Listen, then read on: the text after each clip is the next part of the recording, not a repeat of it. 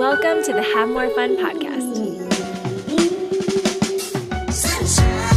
In this episode, I talk with Danielle Strickland about being curious, how to go faster when you have a dream, and why surrender is essential to freedom. So this is kind of from a peacemaking venture where if you're going to be a peacemaker in the world, this posture of curiosity is going to have to replace these postures of static fear and control and judgment and shame. How could something that makes you feel more connected to Jesus, more connected to your family, more connected to your culture, and a better human being be wrong? Like, we're just like, where did that come from? Like, I don't know that dot number 3 is going to turn into like, you know, this beautiful mountain peak of this landscape that Jesus is making. According to the Smithsonian Institute, women have been wearing lipstick for nearly 6,000 years. From crushing semi-precious jewels into powder or mixing fish scales with castor oil and beeswax, women have been using ingenuity and resourcefulness to enhance everything around them ever since the beginning of time. And while there are those who would argue that lipstick is simply a vain pursuit meant to bring out a woman's beauty or attract the opposite sex, I couldn't disagree more. For centuries, lipstick has been a vehicle of empowerment, a mark of courage, and from my vantage point, lipstick is war paint. And if you don't believe me, take it from Kathrine Switzer. Kathrine Switzer loves to run. Not only does she love to run, she loves to run marathons. And for those of us that don't enjoy literal pain as a hobby, the length of a marathon is 26.2 miles, otherwise known as a miniature road trip. But to Kathrine, 26.2 miles is simply a fun way to spend a few hours. Between the ages of 20 and 65, Kathrine ran 39 marathons and ended up changing the course of history on one cold and snowy day in 1967. But that's jumping ahead. Let's start at the beginning. Growing up, Kathrine loved sports, loved competing, and loved keeping up with the boys. Her impressive athleticism as a girl was hard for some people to make sense of, and even harder to figure out what to do with. Growing up in the 1960s didn't provide a lot of opportunities for a girl to capitalize on her love of running. In fact, it was a commonly held belief that women were too weak to run long distances. Thus, the thought of a woman running a marathon was not only absurd, but against every unspoken rule. While young men were being awarded college scholarships and Olympic opportunities for their long-distance prowess, girls were told that they were physically incapable of competing in such a rigorous race. But Kathrine kept running. After being accepted to Syracuse University for college, she began unofficially practicing with the men's cross-country team, since there were no women's running team there or anywhere else in the country at the time. One snowy night, December 1966, while 19-year-old Kathrine was running her nightly 10 miles, Arnie, a 50-year-old coach and trainer at the university, joined her for a run. Arnie was recounting stories of his annual participation in the Mecca for all male runners, the Boston Marathon. Now, I know what you're thinking. How does one have a conversation while running 10 miles? Apparently, it's possible. So after hearing the tales of endurance and accomplishment, Kathrine responded, "Let's quit talking about the Boston Marathon and run the damn thing." "Women can't run the Boston Marathon," Arnie responded. "Why not? I'm running 10 miles a night," Kathrine fired back. "No dame has ever run the Boston Marathon," said Arnie, and then made a deal with her. If she could run the distance in practice, he would take her to Boston. Just a couple months later, she ran the 26.2 miles in practice and then decided to run 5 more miles just for good measure. Her fate was sealed. Kathrine registered for the race, signing her name KV Switzer and plunking down the $3 entry fee. A few weeks later, joined by a couple other guys on the Syracuse cross-country team, Kathrine, her coach Arnie, and her running friends headed to Boston for the big event. The marathon started at noon on April 19th, 1967. And as she walked through the crowd of runners, there were a lot of double takes and good for yous. And overall, she felt very welcomed by the other men who were stretching and warming up for the race. Right before reaching the starting line, one of her teammates looked at her and said, "God, you're wearing lipstick?" She said, "I always wear lipstick. What's wrong with that?" He said, "Somebody might see you're a girl and not let you run. Take it off." In an epic Kathrine fashion, she responded, "I will not take off my lipstick." And that's how she ran the race. When the gun went off at the starting line, 740 men and one woman began the marathon. Just a few miles in, a press truck pulled up beside her, and news stations began taking photos of the spectacle that was a woman running the Boston Marathon. But what happened next sent her into a whirlwind of adrenaline and confusion. A man in a suit hopped off the press truck and stormed toward her, yanking at her shoulder and screaming at her, "Get the hell out of my race!" And her mind couldn't quite register what was taking place, his race. He continued to claw at her, trying to remove her from the race by any means possible, viciously grabbing at her shirt and bib number. And as it turns out, the man attacking her was the race manager, a man by the name of Jock Semple. I mean, you can't make this stuff up, Jock, seriously? And as she struggled to keep running while he manhandled her, she had never felt so much embarrassment or fear in her life. Finally, one of her friends from Syracuse tackled him off of her, sending him to the ground with a large thud. Dazed and confused and not knowing what else to do, Arnie, her coach, yelled out, "Run like hell!" And she did. Catherine and her friends picked up the pace. Her first thought was that her teammate had killed the manager of the race with his forceful shove, and for a half second she thought about quitting. But then it slowly began to sink in that no matter what, she had to finish this race, even if she had to crawl across the finish line, even if 10 more Jock Semples attacked her, even if Arnie and the other men that she was running with couldn't associate with her anymore because of the ramifications. She knew that if she didn't finish, people would say it was because she was a woman and that women can't run marathons.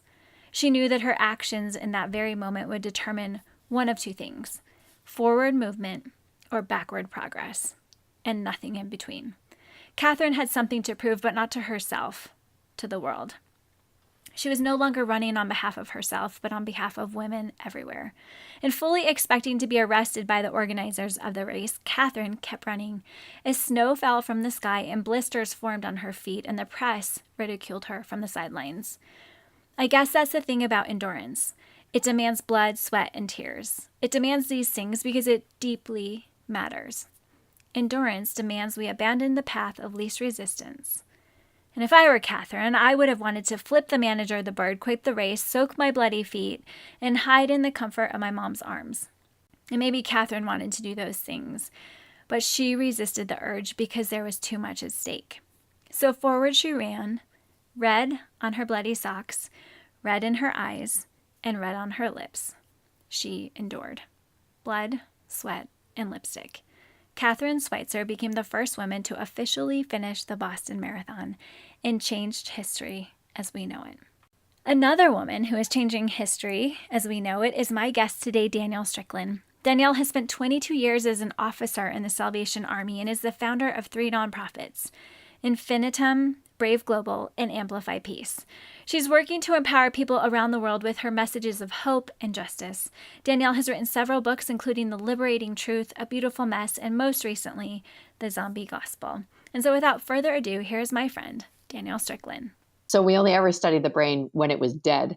So I feel like part of that was just the mechanisms. But what I believed growing up was that you had this season of learning, and then whatever you learned or didn't learn, that's kind of that's your brain was full, basically. We talk about this a lot, that our brains are full and our memory banks need some expending. But really, the book talked about how the brain by design is dynamic, not static. In other words, you're not stuck. It's constantly relearning and regrowing and finding new pathways and enlightening new areas of itself. It's like really this incredible, beautifully designed thing. And what happened to me was, because I believed that about my brain, I also realized that I think I might not be alone in this, but I think I believe this about my life too. I think I believed that you have this season, probably when you're like a young adult, where you figure out kind of who you are and what you're going to be about and how your life's going to look. And then that's what you have to work with. And this new kind of understanding about how the brain wasn't stuck. It was dynamic. It was constantly changing, constantly evolving. It kind of went together with a few other things in my life. Like I was at this recovery meeting and a guy said there to me, I feel like a snake. And I remember thinking to myself, finally, a guy admits it, But I pressed further, like, what do you mean? How could you feel like a snake? And he said, well, I keep growing out of my skin. Wow. I was like, what? He goes, I keep growing out of my skin. I just think that I've like arrived and I realize there's more and I have to let go of this skin and I have to grow into another. And I realized, and I went back to kind of look at the words of Jesus when he was speaking to Nicodemus about being born again, because I actually realized that I believe this about my faith too. I think I believe that my journey with Jesus was stagnant, that it was like static, that once I decided to follow Jesus, then that's what I had. And I didn't realize that actually the invitation that Jesus gives gives to Nicodemus is kind of this present tense. Like, you must be born again and again and again and again. Like, there is this one moment when you come into this fullness of who Jesus is and you enter into like a doorway of salvation. But then there's like more. And salvation, by its very definition in the scriptures, is boundless.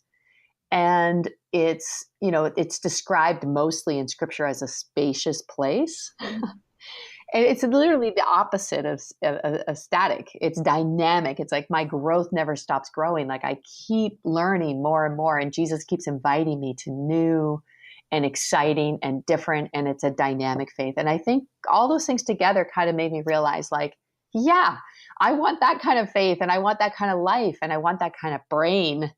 And I want to stop thinking that I'm stuck and start believing that there is this process of becoming that I'm still involved in. Oh my gosh, that is so good. That snake analogy, I feel like that's going to stick with me forever. So good. Yeah, it has for me. I can't shake it. Seriously. So a little bit further down in that blog post, you talk about a time when you were leading a group of First Nations people who had been told that their cultural practices were pagan and wrong, which kept many of them from practicing their traditions. And then one day you overheard a coworker making plans to visit a sweat lodge. And she was really embarrassed that you overheard her because she was worried you would judge her for it or not agree, and ended up apologizing to you for it, to which you got curious. And will you share about that experience and how curiosity helped you enlarge your own journey? Yeah, and I will for sure, because it was beautiful. This woman, she was amazing, strong, beautiful. She's one of our best workers at our, we did an outreach for homeless people, and she was just so great. And so when she was ashamed like that, like when I felt kind of fear and shame in her voice as she was telling me, first of all, I was a little bit wounded because I know her to be this wonderful woman. So I was like, how is our relationship in a dynamic where she's ashamed to be herself? So partly I was like, no, that can't be a right dynamic in a relationship that is loving. And so that was what my reaction was, sort of more like, back this up, because I don't want this to be our relationship dynamic. So that was probably helpful. And then, in all honesty, I'm very curious as to how other people work. Like, I've always had a bit of a curious mind, but I also think this recipe of curiosity can change our posture from fear to engagement. So that's kind of what I'm after, is living a life. I've used this a lot in this little nonprofit I started called Amplify Peace, which is this intentional movement to create women peacemakers. So this is kind of from a peacemaking venture, where if you're going to be a peacemaker in the world, this posture of curiosity is going to have to replace these postures of static fear and control and judgment and shame. So anyway, in this scenario, I just asked her a gazillion questions, like, what do you do at a sweat lodge? Like, I've never been to one. Like, how does it work? Like, how is it led? And what happens exactly for you in that sweat lodge? And she explained this incredible spiritual process. And I asked her even specifically, like, does this connect you to Jesus? Like, or do you feel like it's disconnecting you from Jesus? And she said, no, I feel more connected to Jesus at the end of this thing. I feel cleansed. I usually come up with things that I need to get rid of that I've been carrying around in my life. I'm connected to my family and to my culture. She said it makes me feel really beautiful. And so we kind of together just concluded, like, how could something that makes you feel more connected to Jesus, more connected to your family, more connected to your culture, and a better human being be wrong? Like, we're just like, where did that come from? And again, a lot of these decisions that we've made about like what's good and what's bad in the world are fear-based. or just ignorant, to tell you the truth. It's an ignorance. So what we would say is, oh, that's a pagan practice, so it can't be godly. And we forget that Christmas trees are pagan practices and Easter eggs are pagan practices. And like most white-based celebrations are pagan practices that have been redeemed and are beautiful to us and help us connect with God. And so those same things that we experienced when we took paganism and like redeemed it are the same things that can be experienced in other cultures. So it was a beautiful way of me learning and then her learning and our relationship growing. And most importantly, our relationship with Jesus enlarging. I love that so much. I heard you talk once about how you have a Forrest Gump anointing, which made me laugh. But the idea was that you have this posture where you go through life and do stuff without the idea that you can't do it, even crossing your mind. And so will you share about how that's played out in your life? Yeah, I don't even know what you call that, like the blessing of ignorance or something. I'm not sure, but there really is this, I feel like there's this invitation daily. Like lots of people will say to me, like, how do I get started in social justice work, for example? And I always say, like, what's in front of you to do? Like, what is the thing, who's on your street, or what issue are you most passionate about? Or who's your friend who's like a single mom and their kid can't get access to, whatever it is. Just do that. And in my life, that's kind of what has happened to me, is like whatever was in front of me, like whatever the thing was that I needed to do that was in front of me, I just did that. And then as it turns out, kind of like a connect the dot puzzle, as my life kind of goes on and I have sort of pan out a little bit, I can see this trajectory of Jesus teaching me and leading me and guiding my life. But when I'm in that moment, I'm just at dot number 3. Like, I don't know that dot number 3 is going to turn into like, this beautiful mountain peak of this landscape that Jesus is making. But I know that dot number 3 is fun or challenging or difficult or really great. And that's what I have to work with right now. So for me, now lots of people this doesn't resonate with because they need a plan. And my experience is that when I plan too far ahead, I'm mostly living a disappointed life because those plans don't occur according to me. There's more forces at work than me in the world. But when I leave that to God, when I trust Him with the plan and the future and do what is in front of me to do, it works out to be a beautiful training exercise. Mother Teresa used to say that she wanted to be a pencil in the hand of God. And I kind of think that's what I'm trying to say less eloquently. So beautiful. I have that quote written in a journal and I read it every day because I think that is in so many ways, so many of us want to be, right? A little instrument in the hand of God. I heard you talking to some young adults, I think they're around 21, and they asked you what your advice would be to yourself at 21, and then anyone listening who was around that stage in life, and your advice to them was go faster, or yourself was go faster. What does that mean? Yeah, like just get in it. Just get in it. Less thinking, more doing. I really think that. I mean, I also think thinking's a great idea. I just said curiosity is a great thing, but just get to it. I think we overthink things. We really do. And even just today I was doing, I'm doing a workbook for this program this way of life, Infinitum, this discipleship system of how do you follow Jesus every day? And I was just describing how we've over-intellectualized our faith as though knowing about God is the same as following God. And they're not the same. If they were the same, the world would look really different because there's enough people professing to know about God that don't practice their faith. So I feel like if I was 21 again, I would just say, like, do not over intellectualize, do not overthink it. And I feel like often this generation, it gets a little paralyzed because the world is in such peril that they overthink everything all the time. It becomes this paralysis. It's almost a paralysis of freedom in some respects, where there is this idea that if I don't choose, then I'm free, which Kierkegaard said is the illusion of freedom. It's not freedom. And what he says, he describes it where he says there's a blonde and there's a brunette and the guy loves them both and he can't decide. So he chooses not to decide. And then he loses them both because as soon as they discover they both exist, they're out. And he said it's kind of like freedom's like that. Like the freedom is a freedom to choose, is the freedom is to act. The freedom is to actually act upon your belief. So if you're not acting because you're free, it's an illusion. You're living some sort of lie and you end up losing elements that actually could make you free. So just choose, just get to it. Like volunteer at a group. You've got something on your to-do list, go do it. You want to be friends or start like a club for other moms that feel alone and paralyzed and losing their minds with toddlers at home, do it. Just start it Tuesday. You know, we moved into this neighborhood about 7 months ago, and we just did these little postcards up that said, meet your new neighbors, and delivered it on our street. And, said, we'll provide cookies and eggnog, and come see who your new neighbors are, and 27 neighbors showed up and never met each other before. Wow. And just came, and our house isn't ready. It's not nice enough. Like it's not as nice as the other houses on this. Like there's all kinds of things I could have overthought. I can't bake. So the cookies were terrible. And, like eggnog I bought from the store because I don't know if people make that stuff, but I don't, like there's so many reasons why I shouldn't have maybe done that, but I just didn't overthink it. I just got to it. And so whatever those things are, like have some fun, open your home, enlarge your life, connect to a neighbor, like get involved in an issue that you're passionate about.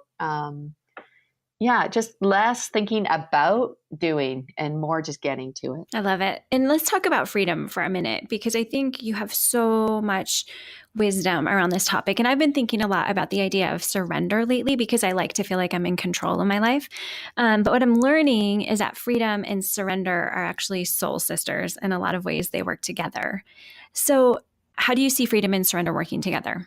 No, I think you've nailed it. The soul sister idea is great. If anybody has a background in the 12 steps, which I do, and have worked them myself and continue to try to do that, as well as other people who struggle with addiction, the first 3 steps are like, the first one's like, I can't, which is like the end of yourself, really, which is where freedom begins, is in the admission. So lots of people think that freedom is like, these strong people who are like getting stuff done.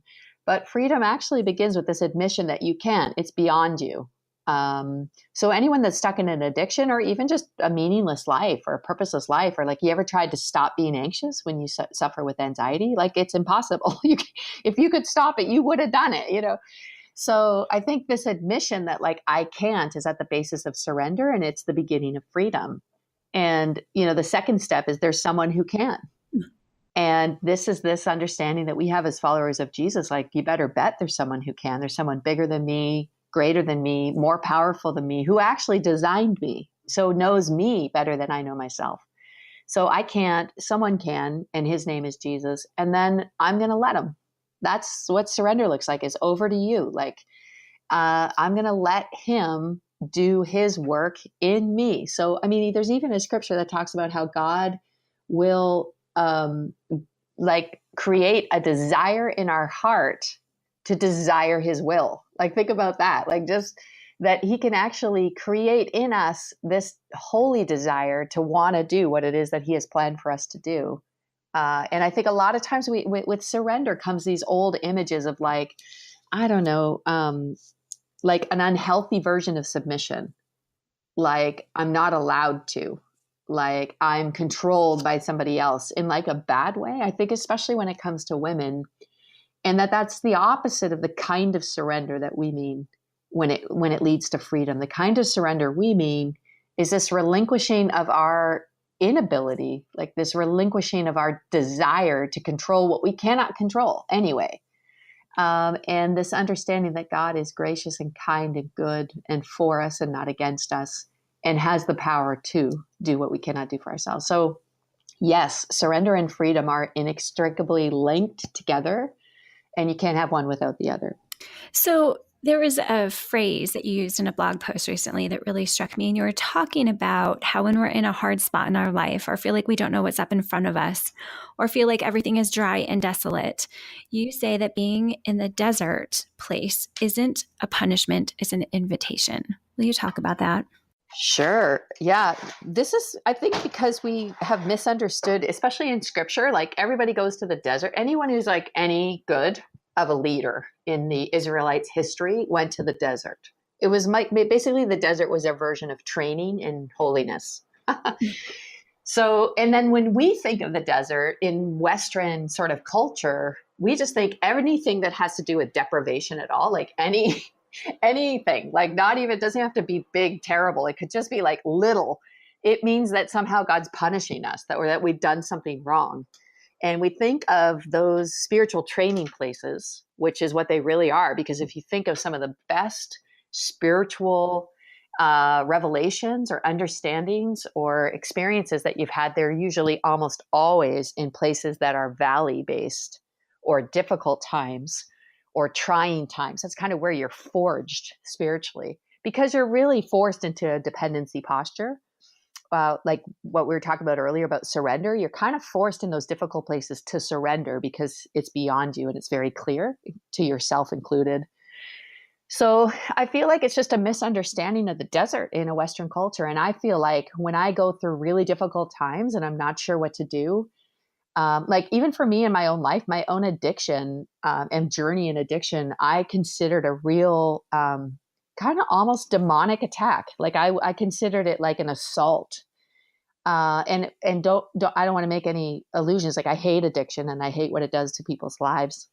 But it wasn't until I moved into understanding my own inability, my surrender, God's ability, and God's plan and power, that I realized that that desert place in my own life, that addiction spot, was this training and an invitation to encounter and experience God in a way that I could not have done in a place of strength.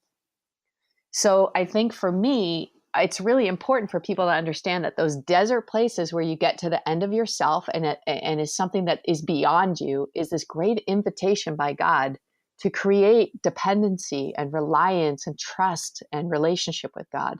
And it's a great spiritual training ground. Not easy. I'm not saying it's like, woohoo, it's desert time. I'm just saying that now I can look at even something as terrible as an addiction in my own life and say, wow, what a gift. Without that, I would not have come to the kind of dependency and intimacy in my relationship with God. It's that. Such a powerful shift in thinking and an empowered way of viewing when we're walking through difficult things.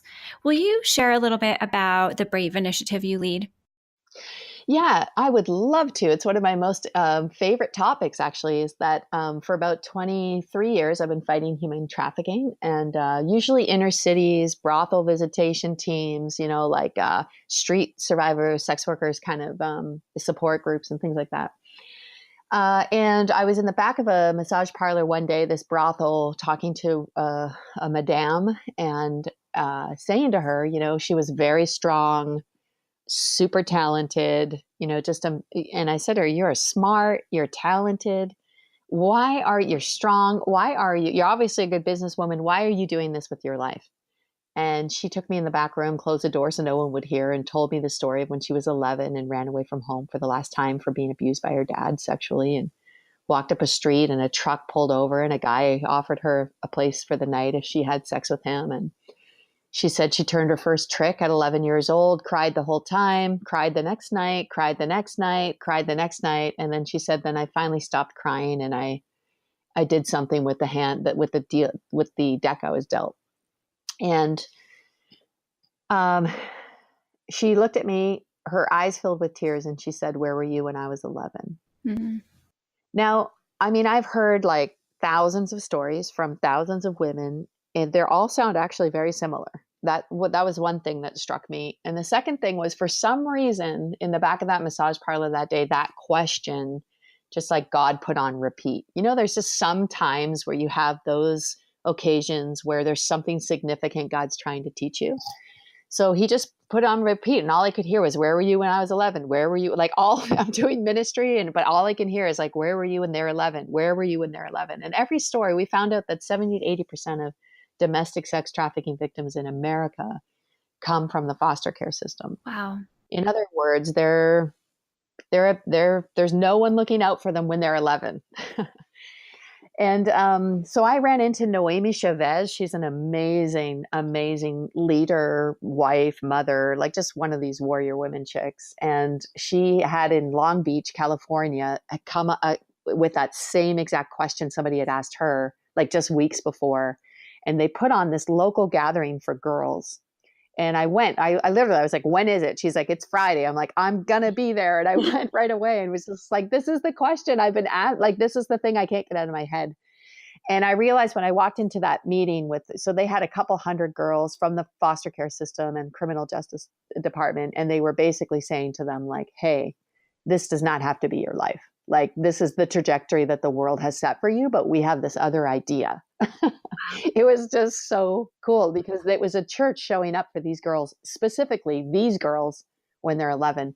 So I saw it as the answer to the question. And I said to Noemi, like, I think this local initiative that you've started here needs to be a recipe, a key for the whole church. I just feel like God, and I've never felt actually more excited about the potential of something in my whole life.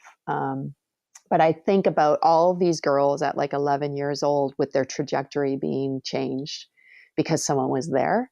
And not just one person was there, but the church was there. And that's part of the initiative of Brave. So it's a catalytic event. It's a movement where churches are mobilizing themselves to show up for girls when they're 11 to stop exploitation. And if people are listening right now and they're like, I need to be a part of this, where do they go? They go to braveglobal.org. Awesome. Okay, I have one last question for you, and it's my favorite question to ask all my friends, and it is, what is the best advice you never got?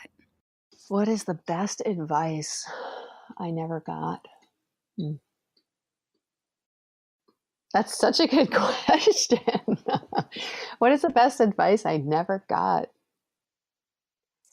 Yeah, you know what? What keeps coming to my mind is that you can't do it. And I think it has to do with this conversation we've had about surrender and freedom. I think that I heard overwhelmingly in my culture and life and upbringing that I could do it. And it wasn't true. I couldn't do it, at least not by myself. And not only did I need God, but I also needed community. I need other people to help me. And I think people need to hear that. Even this Brave thing we do, we have this journal for girls called I Am Brave. This is me. And it's written by this Lisa who survived 37 foster care homes. And she writes to herself when she was 12 years old, a message that she would have wanted to hear. So wow. And she writes, and this is basically what the letter says is, I know you feel like no one's there for you. Like, I know you feel like you're all by yourself, but you need to know you are not alone. And I think for me, that's probably the message I wish I had heard more is you can't do it actually by yourself, but you are not alone. And there is like God who is waiting, bending his ear to hear your cry and to respond. And there's a whole community of people who are trying and can help you. And those are kind of keys for my own life. Man, so powerful. Danielle, thank you so much. It's been such a gift to spend time listening to your wisdom. So thank you so much. Hey, thanks so much for listening. Isn't Danielle amazing? She is going to be with us at MomCon in September, and you do not want to miss being there. So go and get your tickets right now. It's September 20th through the 22nd, and it's going to be 3,000 of your favorite friends coming together, and we're going to sing and laugh. I recorded a really fun carpool karaoke with a contestant from The Bachelor that you definitely want to see. It's amazing. So be there. I can't wait to see you. Go to momcon.mops.org to get tickets right now. Now go out and have more fun, and don't come back until you do.